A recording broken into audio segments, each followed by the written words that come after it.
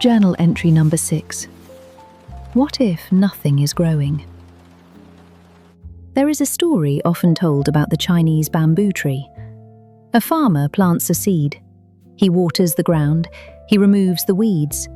He makes sure the soil receives what it needs. And then he waits.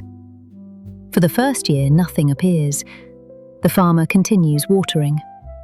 The second year passes. Still nothing. He continues. A third year. A fourth. The soil remains unchanged. Anyone passing by might reasonably wonder why this person keeps watering an empty patch of ground. Perhaps some of them offer advice. Perhaps others simply walk faster when they see him approaching with the watering can. Then, after years of apparent inactivity, something finally breaks through the soil. A small green shoot appears, and within a remarkably short time, the bamboo rises, tall, strong, visible at last. The usual lesson is that the bamboo was not doing nothing during those silent years. It was developing beneath the surface, building the foundation required to support what would later appear above it. The growth seems sudden only because most of it had been hidden. It is a comforting story. I can understand why people repeat it. It tells us that effort may matter even when there is no visible evidence, that silence is not always failure, that the absence of a result does not necessarily mean the absence of progress. Sometimes roots come before leaves. I find myself wanting to believe that. Perhaps most people do when they are working towards something that has not yet responded. We want to believe that every quiet attempt is becoming part of a foundation, that the days nobody notices are accumulating, that something beneath the surface is preparing itself, and that one day, perhaps suddenly, the effort will become visible. But lately, another question has been following me. What if nothing is growing? What if the ground is not quietly preparing a future? What if it is simply empty? What if the work I imagine is building roots beneath the surface is not building anything at all? It is not a pleasant question. It interferes with the story. The story works beautifully when the bamboo eventually rises. Without that ending, it becomes a person watering the same patch of ground for several years, which is less inspiring and considerably more concerning. Motivational stories are usually told backwards. We begin with the outcome. We already know the bamboo grew. We know the person succeeded. We know the difficult years eventually became meaningful. The ending reaches backwards and gives purpose to everything that came before it. The waiting becomes patience. The repetition becomes discipline. The uncertainty becomes faith. But life is not experienced backwards. While we are inside the waiting, we do not know the ending. We do not know whether we are building roots or avoiding reality. We do not know whether persistence is courageous or whether we have become emotionally attached to a watering can. From the surface, both situations may look exactly the same. A person continues. The ground remains quiet. There is an idea in James Clear's book Atomic Habits called the plateau of latent potential. It describes the period when effort has begun accumulating, but the results have not yet become visible. We often expect improvement to arrive in a straight line. A little effort should produce a little result. More effort should produce more.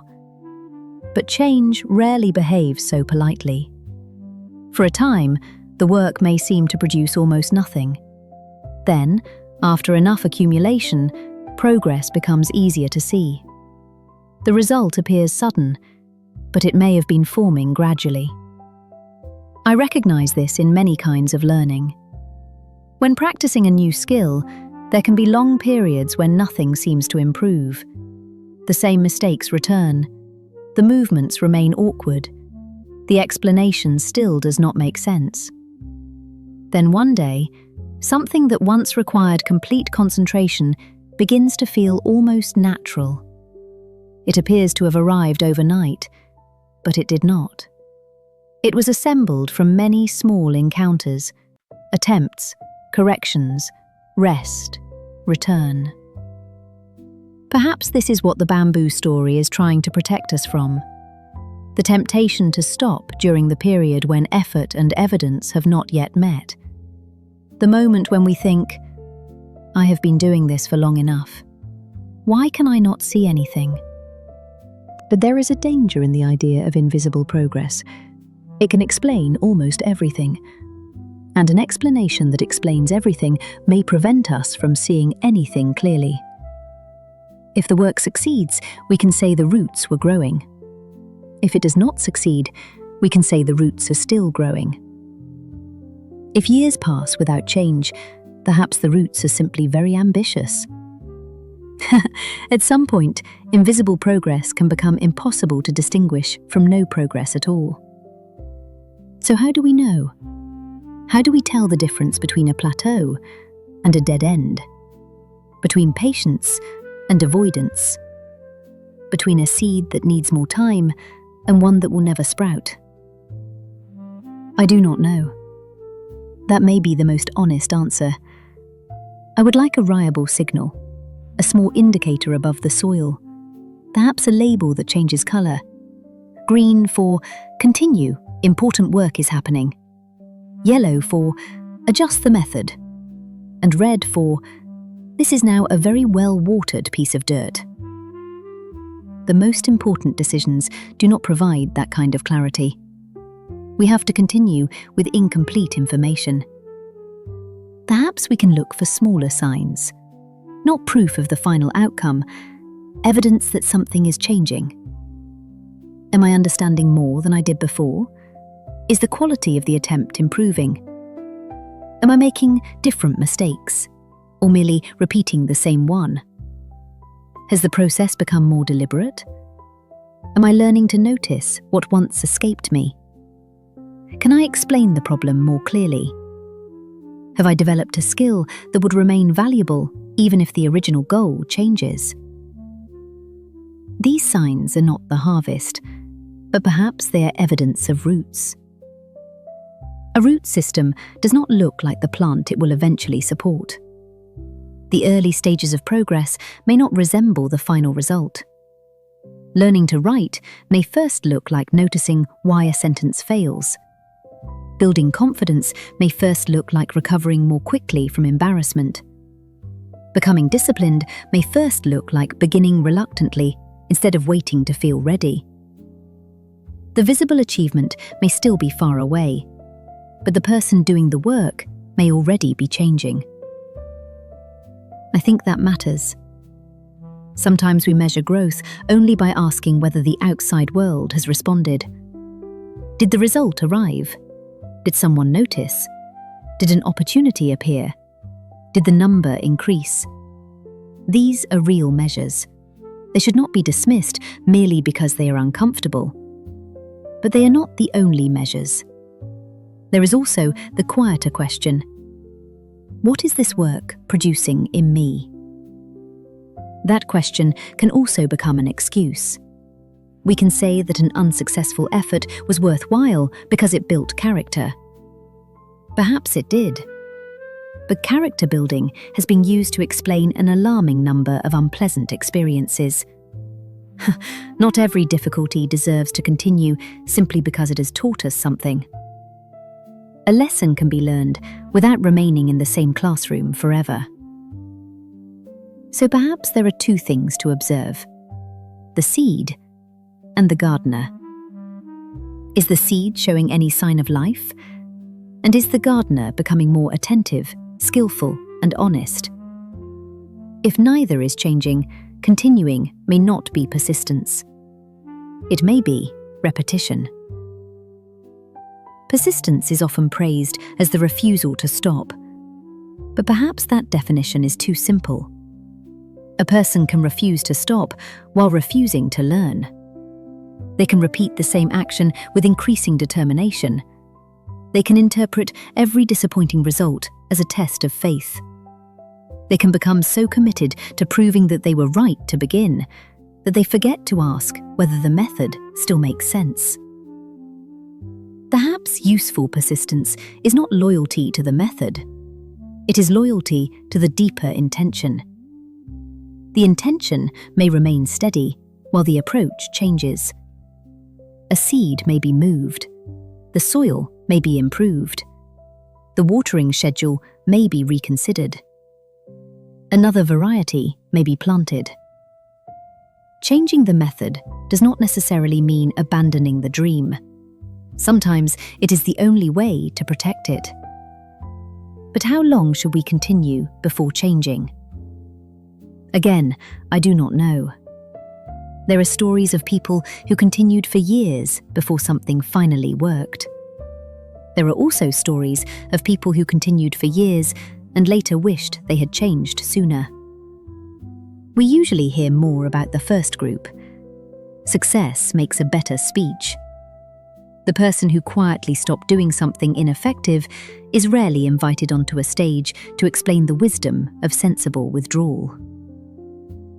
This makes persistence difficult to judge from stories alone. For every bamboo tree that eventually appears, there may be many seeds we never hear about. The successful ending gives the earlier waiting meaning. The unsuccessful ending often disappears from the story. Perhaps this is why I should be careful with motivational metaphors. They can strengthen me, but they can also simplify uncertainty until it becomes something it is not. The bamboo story can remind me that visible results may arrive late. It cannot promise that they will arrive. It can encourage patience. It cannot replace observation. It can help me continue through an early silence. It cannot decide how long that silence should be accepted. Maybe I do not need the story to guarantee anything. Perhaps I only need it to remind me that I cannot judge every effort too early. The opposite danger is also real. We may stop not because the ground has proven barren, but because it has not reassured us quickly enough. We may dig up the seed every few days to check whether it is growing, and a seed that is constantly disturbed may never be given the conditions it needs. There are projects we abandon while they are still becoming clear, skills we leave during the awkward stage, ideas we reject before we understand what they require. We mistake the discomfort of the beginning for evidence about the ending. The beginning is often unimpressive. It may contain confusion, poor attempts, small numbers, unanswered effort, a great deal of activity that nobody else has any reason to care about yet. That last word matters. Yet. But yet is not a prophecy. It is an opening. It leaves room for continuation without pretending that the outcome is certain. I cannot see growth yet.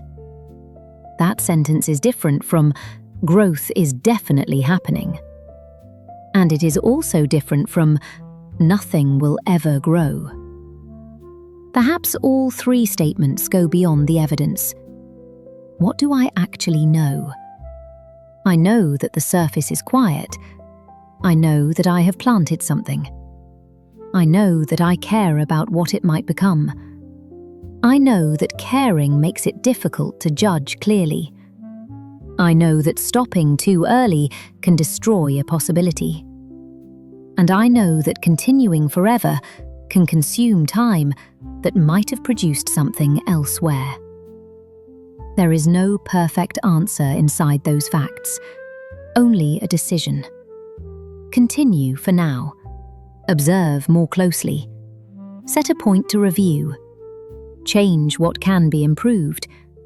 Look for signs that the process is producing capability, understanding, or movement. And remain willing to hear an answer that is not the one I hoped for. Perhaps patience is not simply waiting. Perhaps patience is waiting while paying attention. It is allowing time to do what only time can do, without asking time to perform work that belongs to us. Time cannot improve a method we refuse to examine. Time cannot correct an assumption we will not question. Time cannot guarantee that every seed becomes a tree. It can only reveal more of what is already happening. So I will try not to demand a shoot from the ground every morning. I will try not to interpret every quiet day as failure. But I will also try not to call every silence progress.